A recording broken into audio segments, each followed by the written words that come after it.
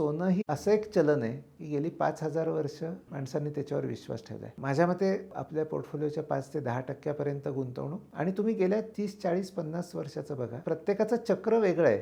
Real इस्टेटचं चक्र वेगळं आहे, स्टॉक्सचं वेगळं आहे, गोल्डचं वेगळं आहे, पण प्रत्येकाने इन्फ्लेशनपेक्षा जास्त रिटर्न दिले. त्यामुळे आपल्या गुंतवणुकीमध्ये ह्याचा समावेश असला पाहिजे. सेक्युलर ग्रोथ ह्याचा अर्थ ज्याचा इकॉनॉमीच्या वाढीशी संबंध नाही, जे इंटरेस्ट रेट सेन्सिटिव्ह नाहीत, अशा प्रकारचे शेअर हे 2014 ते 2019 या काळात खूप चांगल्या प्रमाणात वाढत होते आणि 19 ते 24 मध्ये ते थोडेसे बाजूला पडलेत. त्यांचे भाव आहेत तेवढेच राहिले, पण त्यांचं उत्पन्न वाढलं आहे, त्यांची विक्री वाढली आहे, 20-25% दराने त्यांचं बिझनेस वाढला आहे. तर मला वाटतं शोधण्याची जागा ती आहे. मागच्या 4-5 वर्षांमध्ये हाय क्वालिटी ग्रोथ असे जे पूर्वी ब्लूचिप समजले जाणारे शेअर होते, त्यांनी विशेष रिटर्न दिलेले नाही आणि स्मॉल कॅप किंवा PSUs ह्याच्यामध्ये ते रिटर्न आले. तर इथे कुठेतरी हा बदल सुद्धा होणार आहे आणि नवीन कथानायक पुढे येणार आहेत.